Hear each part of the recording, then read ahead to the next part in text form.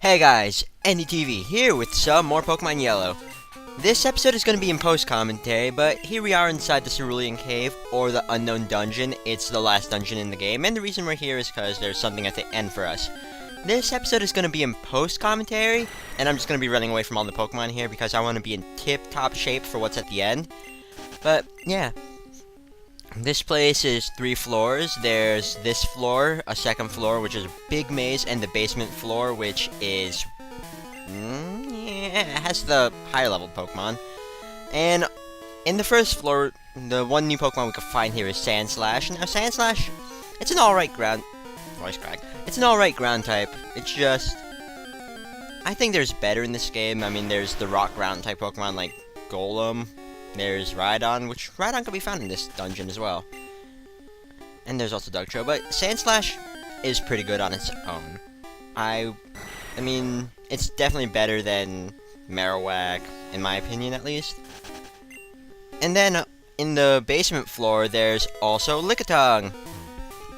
Lickitung, as a normal type, is really not that good.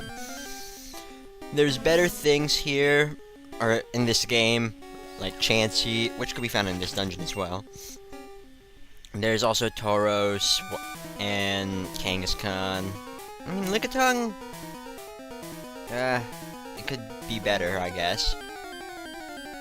And also, in this dungeon, something that's interesting is that its design has changed quite a bit.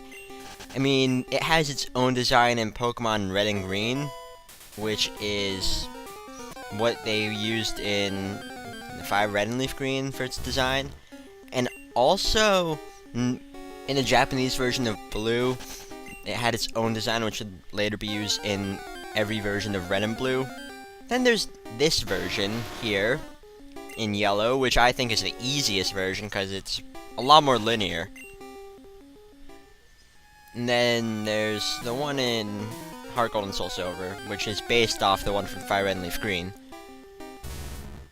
But what I'm going to be using this episode to talk about is something that's actually interesting, because in the game's code, you can fight Professor Oak.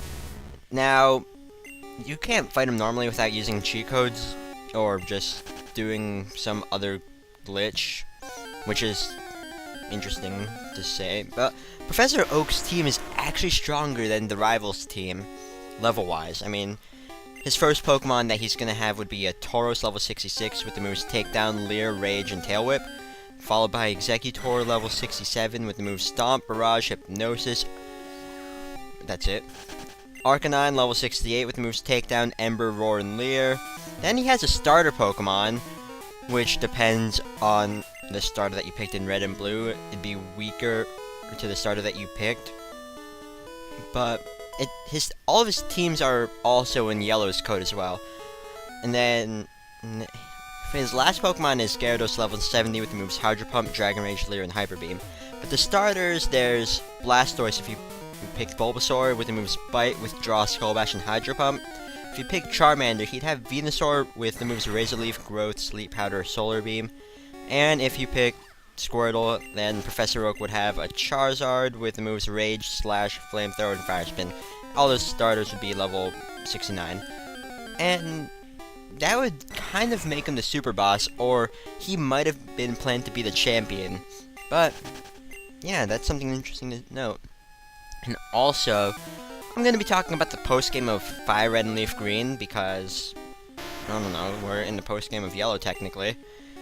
And I remember when I was heading back to Pallet Town after Cinnabar Island, I was talking about the Sevi Islands, but I'm gonna finish the rest of that. Now, after you beat the Elite Four in Fire Red and Leaf Green, and you caught 60 Pokemon in the Pokedex, you get the National Pokedex, which allows you to see other Pokemon from other regions, and you also get the ability to go to the rest of the Sevi Islands, from 4 Island to 7 Island. Now, oh, hi, Rhydon.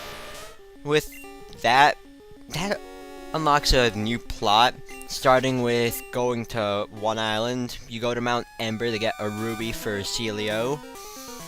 And then, once you get the Ruby, we find out that Team Rocket is still active. And once you get the Ruby, Celio asks you to go get the sapphire, which is on one of the it's on one of the other islands.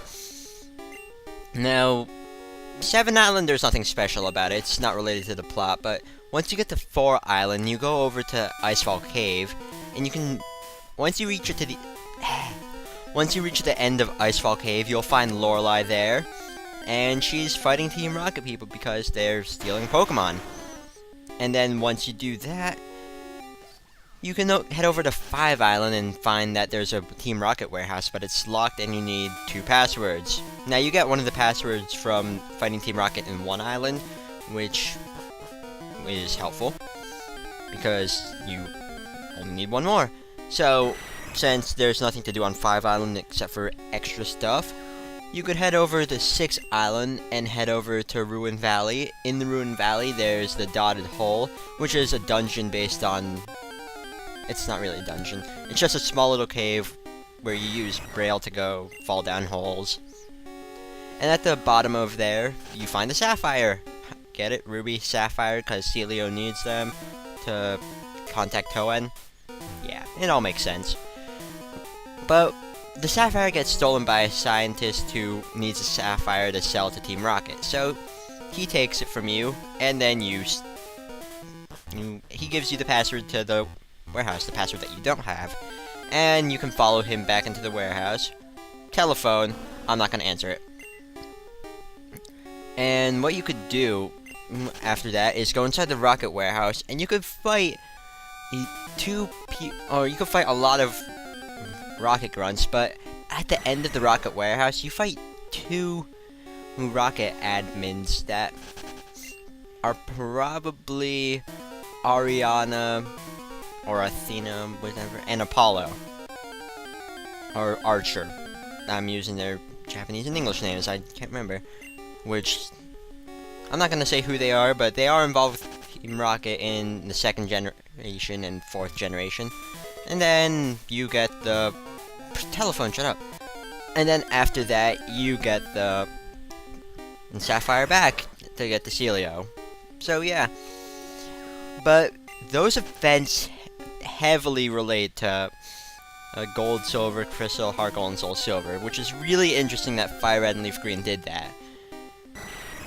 And yeah, they also hint that Giovanni might have a son who may or may not be a certain red-headed person in Gold, Silver, and Crystal, and Heart Gold, and Soul Silver. But yeah, that's enough talking about that, because I already talked about the post-game there. But also, after you do that, then you can go into the Cerulean Cave and do stuff here in Fire and Leaf Green. But in this game, straight after you beat the Elite Four.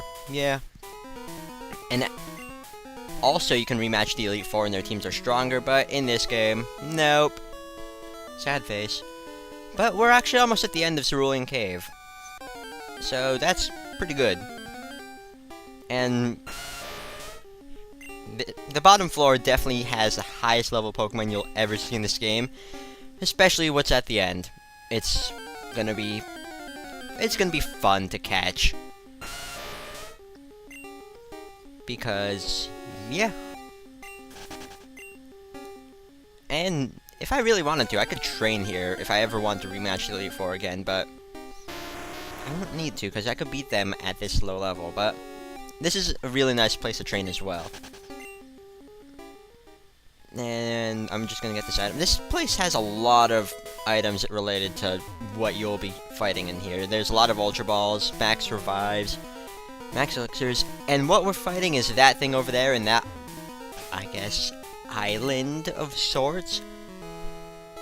So, now that that's done, I'm just going to head over here, save, and then I am going to end it off right here after I save. So, see you guys next time for some more Pokemon Yellow.